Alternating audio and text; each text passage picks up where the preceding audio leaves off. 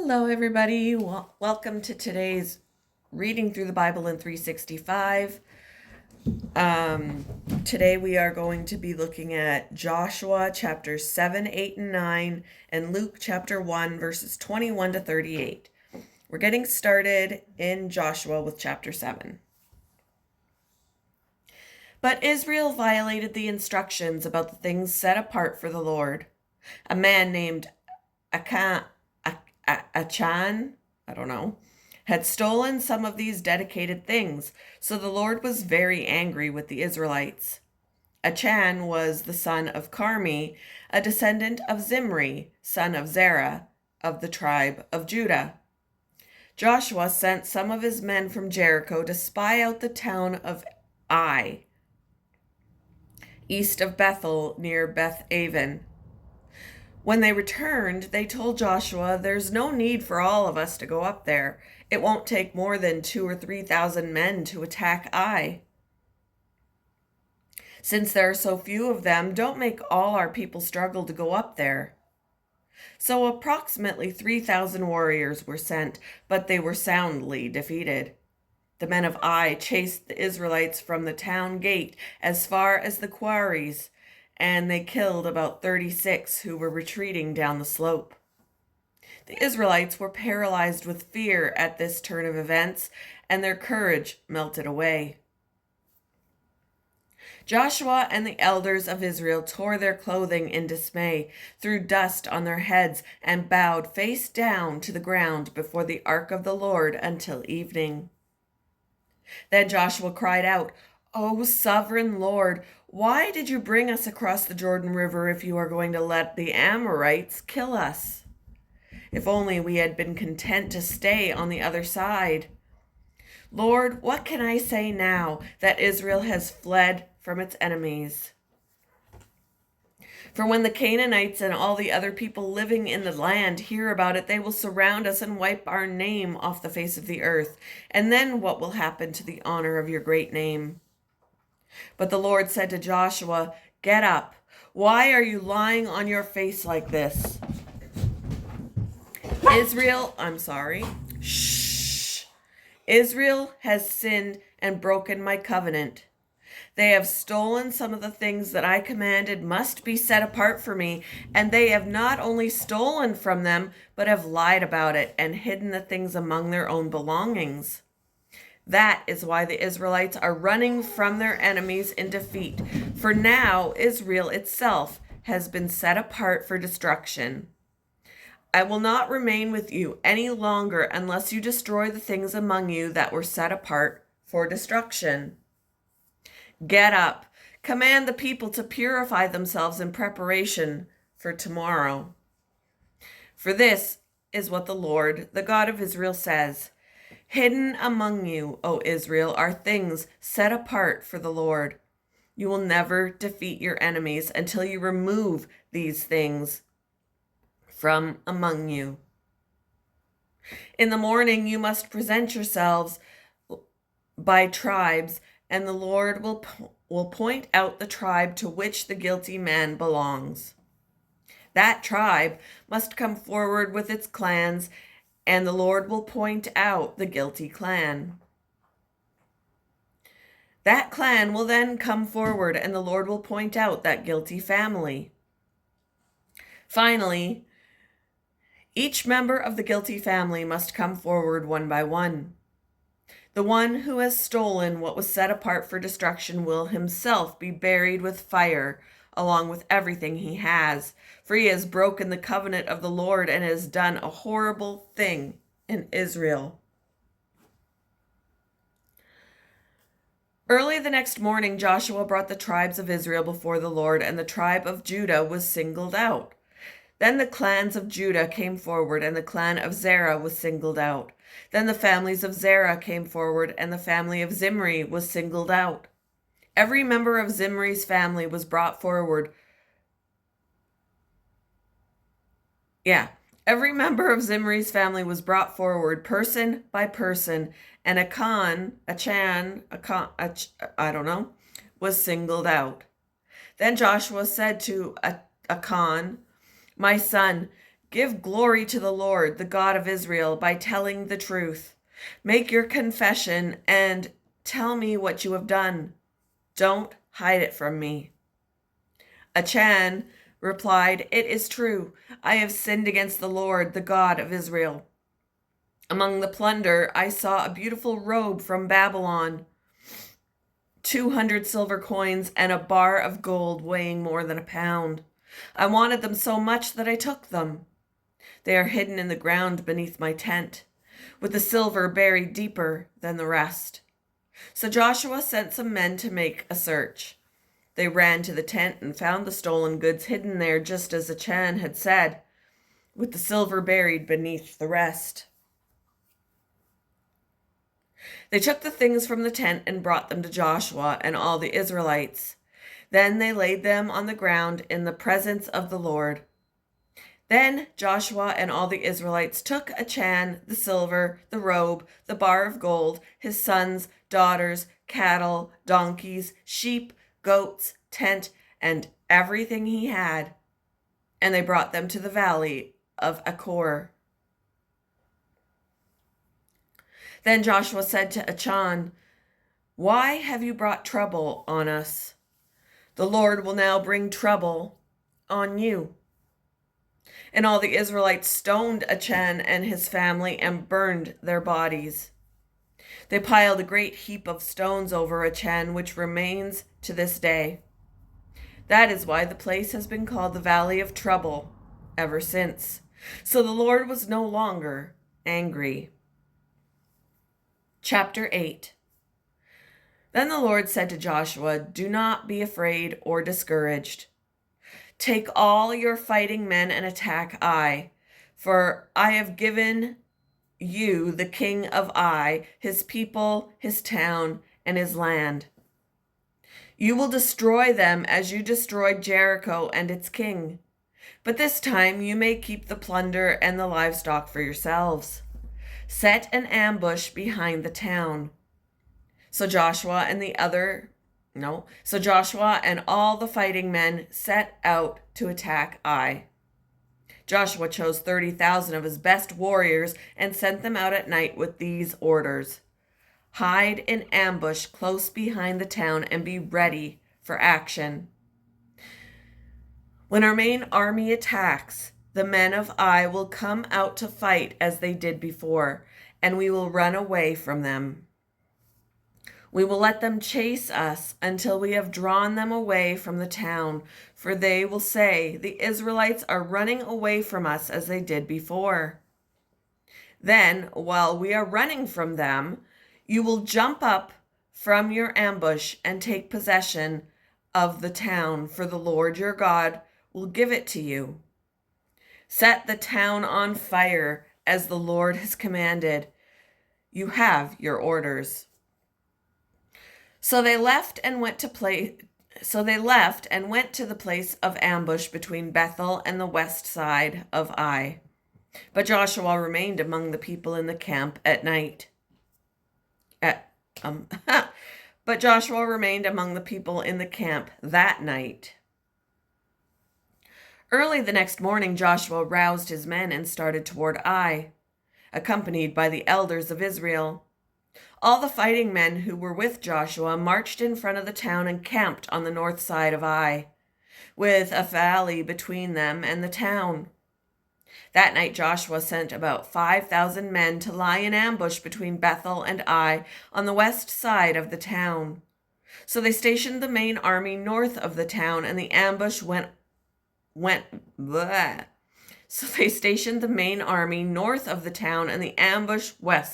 of the town. Joshua himself spent that night in the valley. When the king of Ai saw the Israelites cross the valley, he and all his army hurried out early in the morning and attacked the Israelites at a place overlooking the Jordan Valley. But he didn't realize there was an ambush behind the town. Joshua and the Israelite army fled toward the wilderness as though they were badly beaten. Then all the men in the town were called out to chase after them. In this way, they were lured away from the town.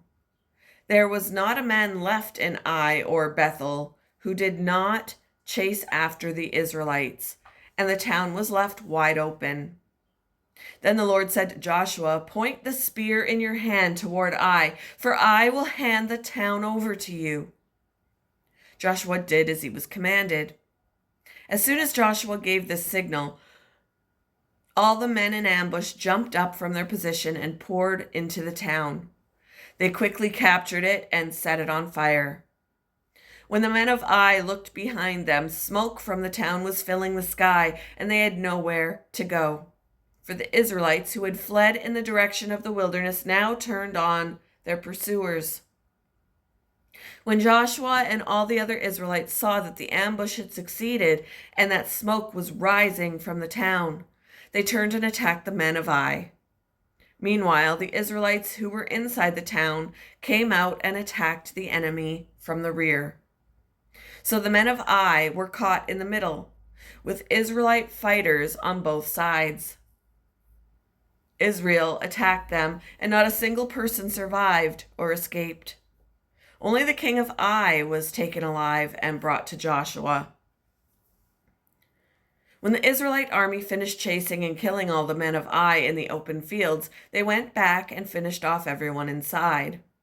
So the entire population of Ai, including men and women, was wiped out that day, 12,000 in all. For Joshua kept holding out his spear until everyone who had lived in Ai was completely destroyed. Only the livestock and the treasures of the town were not destroyed, for the Israelites kept these as plunder for themselves, as the Lord had commanded Joshua. So Joshua burned the town of Ai, and it became a permanent mound of ruins, desolate to this very day. Joshua impaled the king of Ai on a sharpened pole and left him there until evening. At sunset, the Israelites took down the body as Joshua commanded and threw it in front of the town gate. They piled a great heap of stones over him that can still be seen today. Then Joshua built an altar to the Lord, the God of Israel, on Mount Ebal, or Ebal. He followed the commands that Moses, the Lord's servant, had written in the book of instruction. Make me an altar from stones that are uncut and have not been shaped with iron tools. Then on the altar they presented burnt offerings and peace offerings to the Lord. And as the Israelites watched, Joshua copied onto the stones of the altar the instructions Moses had given them. Then all the Israelites, foreigners and native-born alike, along with the elders, officers, and judges, were divided into two groups. One group stood in front of Mount Gerizim, the other in front of Mount Ebal. Each group faced the other, and between them stood the Levitical priests carrying the Ark of the Lord's covenant. This was all done according to the commands that Moses, the servant of the Lord, had previously given for blessing the people of Israel. Joshua then read to them all the blessings and curses Moses had written in the book of instruction. Sorry, I lost my spot for a second. Every word of every command that Moses had ever given was read to the entire assembly of Israel, including the women and children and the foreigners who lived among them. Chapter 9. Now all the kings west of the Jordan River heard about what had happened. These were the kings of the Hittites, Amorites, Canaanites, Perizzites, Hivites, and Jebusites, who lived in the hill country, in the western foothills, and along the coast of the Mediterranean Sea, as far north as the Lebanon mountains. These kings combined their armies to fight as one against Joshua and the Israelites. But when the people of Gibeon heard what Joshua had done to Jericho and Ai, they resorted to deception to save themselves. They sent ambassadors to Joshua, loading their donkeys with weathered saddlebags and old patched wineskins. They put on worn-out, patched sandals and ragged clothes, and the bread they took with them was dry and moldy. When they arrived at the camp of Israel at Gilgal, they told Joshua and the men of Israel, "We have come from a distant land to ask you to make a peace treaty with us." The Israelites replied to these Hivites, "How do we know you don't live nearby? For if you do, we cannot make a treaty with you." They replied, "We are your servants." "But who are you?" Joshua demanded. "Where do you come from?" They answered, "Your servants have come from a very distant country. We have heard of the might of the Lord your God and all he did in Egypt. We have also heard what he did to the 2 Amorite kings east of the Jordan River, King Sihon of Heshbon and King Og of Bashan, who lived in Ashtaroth. So our elders and all our people instructed us, 'Take supplies for a long journey. Go meet with the people of Israel and tell them, we are your servants. Please make a treaty with us.' This bread was hot from the ovens when we left our homes, but now, as you can see, it is dry and moldy. These wineskins were new when we filled them, but now they are old and split open, and our clothing and sandals are worn out from our very long journey." So the Israelites examined their food, but they did not consult the Lord. Then Joshua made a peace treaty with them and guaranteed their safety, and the leaders of the community ratified their agreement with a binding oath.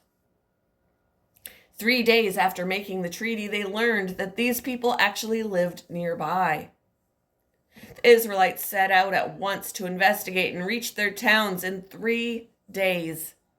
The names of these towns were Gibeon, Kephirah, Beeroth, and Kiriath Jearim. But the Israelites did not attack the towns, for the Israelite leaders had made a vow to them in the name of the Lord, the God of Israel. The people of Israel grumbled against their leaders because of the treaty, but the leaders replied, "Since we have sworn an oath in the presence of the Lord, the God of Israel, we cannot touch them. This is what we must do. We must let them live, for divine anger would come upon us if we broke our oath. Let them live." So they made them woodcutters and water carriers for the entire community, as the Israelite leaders directed. Joshua called the Gibeonites and said, "Why did you lie to us? Why did you say that you live in a distant land when you live right here among us? May you be cursed. From now on, you will always be servants who cut wood and carry water for the house of my God." They replied, "We did it because we, your servants, were clearly told that the Lord your God commanded his servant Moses to give you this entire land and to destroy all the people living in it. So we feared greatly for our lives because of you. That is why we have done this. Now we are at your mercy. Do to us whatever you think is right."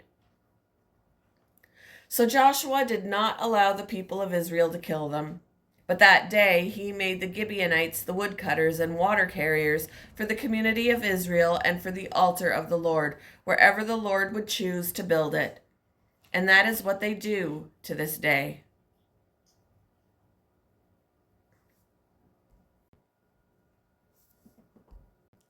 Moving on to Luke chapter 1, verses 21 to 38. Meanwhile, the people were waiting for Zechariah to come out of the sanctuary, wondering why he was taking so long. When he finally did come out, he couldn't speak to them. Then they realized from his gestures and his silence that he must have seen a vision in the sanctuary. When Zechariah's week of service in the temple was over, he returned home. Soon afterward, his wife, Elizabeth, became pregnant and went into seclusion for 5 months. "How kind the Lord is," she exclaimed. "He has taken away my disgrace of having no children." In the 6th month of Elizabeth's pregnancy, God sent the angel Gabriel to Nazareth, to a village in Galilee, to a virgin named Mary.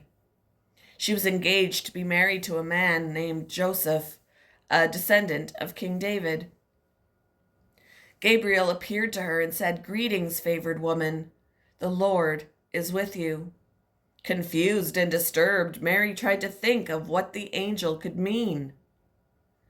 "Don't be afraid, Mary," the angel told her, "for you have found favor with God. You will conceive and give birth to a son, and you will name him Jesus. He will be very great and will be called the Son of the Most High. The Lord God will give him the throne of his ancestor David, and he will reign over Israel forever. His kingdom will never end." Mary asked the angel, "But how can this happen? I am a virgin." The angel replied, "The Holy Spirit will come upon you, and the power of the Most High will overshadow you. So the baby to be born will be holy, and he will be called the Son of God. What's more, your relative Elizabeth has become pregnant in her old age. People used to say she was barren, but she has conceived a son and is now in her 6th month, for the word of God will never fail." Mary responded, "I am the Lord's servant. May everything you have said about me come true." And then the angel left her.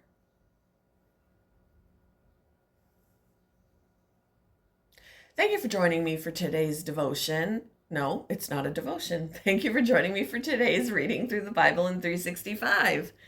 I hope you all have a wonderful Thursday, and I will see you in the next one, guys. Bye.